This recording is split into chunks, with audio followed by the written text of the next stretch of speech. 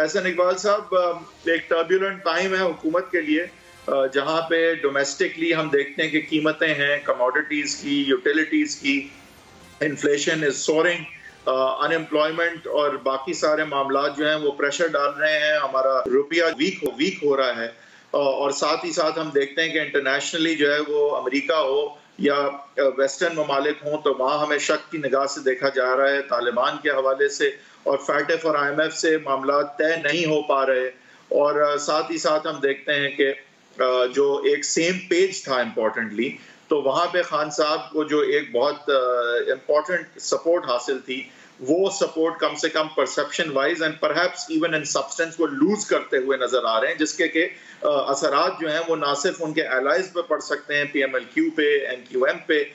بلکہ الیکٹیبلز پہ، اور آئندہ کی اگر ہم سیاست اور آئندہ کی ہم الیکشنز کی بات کریں تو جو انفراسٹرکچر کہا جاتا تھا کہ خان صاحب بہت زیادہ چاہتے تھے کہ پرسسٹ کرے، وہ ڈیفینیٹلی ابھی بریچ ہوتا نظر آیا ہے۔ لیکن اس سارے پس منظر میں جب خان صاحب ویک ہوتے نظر آ رہے ہیں، ان پرسپشن ان کے حوالے سے جو ہے وہ خراب ہوتی نظر آ رہی ہے اور چیلنجز ماؤنٹ کرتے نظر آ رہے ہیں، اپوزیشن جو ہے اس کا کیا رول ہے؟ اور آپ کے خیال سے اس وقت پی ایم ایل نون جو ہے جو سب سے کلیدی کردار ادا کرتی ہے اس اپوزیشن میں، آپ کے خیال سے وہ نیریٹو وائز یونائٹڈ ہے، میسیجنگ اس کی جو ہے وہ کوہیرنٹ ہے، عوام کو جو ہے وہ متحرک کر کے اتنے سارے مسائل میں ان کو باور کرانے کی پوزیشن میں ہے کہ ان ساری چیزوں سے ان کے مسائل ہیں جو اور زیادہ جو ہے گمبھیر ہوتے جا رہے ہیں اور ان کو کچھ کرنا پڑے گا؟ the call to duty, the call to action، آپ اس پوزیشن میں ہیں to bring that about with effect؟ جی بہت شکریہ۔ دیکھیے جیسے کہ آپ نے خود ہی ایک اچھی سمری پیش کی، اب 3 سال کے بعد اس حکومت کی جو نااہلی ہے اور انکمپٹنس ہے وہ کیچ اپ کر رہی ہے۔ جب بھی کوئی نئی حکومت آتی ہے تو اس کو ایک انرشیا ملتا ہے جس کے اوپر ملک چل رہا ہوتا ہے، لیکن اس کو اپنی صلاحیت کے ساتھ یا حالات کو تیز کرنا ہوتا ہے ترقی کی طرف، یا پھر یہ ہے کہ رفتہ رفتہ اس کی جو نااہلی ہے اس کی وجہ سے معاملات بگڑنا شروع ہو جاتے ہیں۔ آج اب اگر آپ پاکستان کے مختلف ڈائمنشنز کو دیکھیں، اگر آپ اکانومی کو دیکھیں تو اس کی حالت بہت شکستہ ہو چکی ہے، مہنگائی بدترین ہے، اس کے علاوہ خسارے ہمارے بے قابو ہو چکے ہیں، قرضے جو ہیں 3 سالوں میں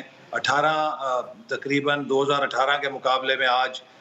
13,000 ارب سے زیادہ قرضہ اس حکومت نے 3 سالوں کے اندر لے لیا ہے۔ اسی طرح اگر آپ بے روزگاری دیکھیں، غربت دیکھیں، اس میں اضافہ ہو رہا ہے۔ اگر آپ ملک کی سیاست دیکھیں، اندرونی استحکام دیکھیں تو اس میں پولرائزیشن جتنی اس حکومت نے بڑھائی ہے کبھی نہیں ہوئی ہے۔ سفارتی سطح پہ ملک آئسولیٹڈ ہے، جو ملک کی ادارات یہ بات تو میں نے بھی گنوا دی آپ کو، لیکن ان ساری چیزوں کو آپ عوام کے پاس کس طرح لے کے جائیں گے کہ کال ٹو ایکشن ہو سکے، کہ وہ روڈوں پہ نکلیں اور اپنا جو ہے وہ حق حاصل کرنے کے لیے آپ کو وہیکل بنائیں اور تبدیلی لائیں؟ یہ کیسے آج نے دیکھا ہے کہ مسلم لیگ نون اور پی ڈی ایم نے کچھ عرصے سے عوام کے پاس جا کے لوگوں کی پبلک اوپینین موبلائز کرنا شروع کی ہوئی ہے۔ مہنگائی کے خلاف تقریباً روزانہ عوامی احتجاج منعقد ہو رہے ہیں، اور اسی طرح کل ڈیرہ غازی خان میں پی ڈی ایم کا کافی بڑا جلسہ ہے، اور یہ ہماری جو عوامی تحریک ہے یہ رفتہ برفتہ مرحلہ وار آگے بڑھ رہی ہے، اور ہمیں یقین ہے کہ یہ جو رائے عامہ کا دباؤ ہے یہ اس حکومت کو نیچے گرائے گا جیسے کہ ریت کا قلعہ گرتا ہے، اور اسی رائے عامہ کے دباؤ سے نئی آپشنز پیدا ہوں گی۔ اور ہم یہ سمجھتے ہیں کہ اس وقت یہ بات تقریباً سب کو سمجھ آ چکی ہے کہ ملک کے موجودہ بحران کا ایک ہی حل ہے کہ ایک آزاد منصفانہ الیکشن کرایا جائے تاکہ ایسی حکومت آئے جو قابل بھی ہو۔ احسن اقبال صاحب، یہیں پہ اگر میں آپ سے پوچھ سکوں کہ دیکھیں الیکشنز تو ابھی ایک ہی طریقے سے ہو سکتے ہیں کہ خان صاحب اسمبلیوں کو خود ڈیزالو کر دیں، اور ان ہاؤس چینج ہو سکتا ہے۔ ان ہاؤس چینج کی طرف آپ جائیں گے تو شاید وہ ویسے ہی ڈیزالو کر دیں اسمبلیوں کو، مجھے نہیں پتا، لیکن کوئی اور طریقہ اس وقت الیکشنز کا نہیں ہے ادر دین کہ خان صاحب خود ڈیزالو کر دیں اسمبلیز کو۔ یہ کیسے؟ جیسے آپ نے خود ہی بتایا کہ آئین کے تحت 2 راستے ہیں، یا یہ ہے کہ عمران خان صاحب خود ڈیزالو کریں، اور دوسرا راستہ یہ ہے کہ ان کے خلاف عدم اعتماد لا کے، اور پھر اگر اسمبلی کوئی ووٹ آف کانفیڈنس نہیں لے سکتی یا دے سکتی کسی کو، اس صورت میں بھی نیا الیکشن ہو سکتا ہے، یا پھر اگر کوئی نیا انٹرم پرائم منسٹر کا انتخاب ہو یا چناؤ ہو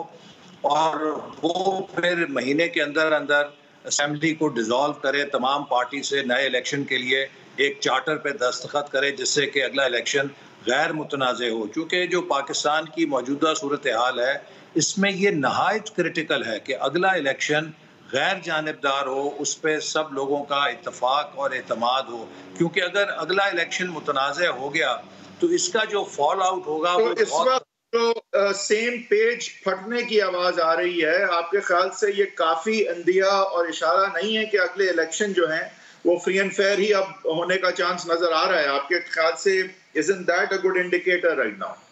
جی بالکل، میں سمجھتا ہوں ہم تو مسلسل یہ کہتے آ رہے ہیں کہ جو قومی ادارے ہیں ان کو کسی بھی لحاظ سے سیاست میں پرسپشن نہیں ہونی چاہیے کہ ان کے کوئی لائکس یا ڈس لائکس ہیں، ان کو غیر جانبدار رہنا چاہیے. اور الیکٹورل ریفارمز کے لیے بھی جو پاکستان کی سب سے بڑی الیکٹورل ریفارم ایک ہی ہے، ون پوائنٹ ہے کہ کیا ہماری ریاستی مشین غیر جانبدار ہوگی. اگر وہ غیر جانبدار ہے تو پھر موجودہ قوانین اتنے طاقتور ہیں کہ ان کے نگرانی میں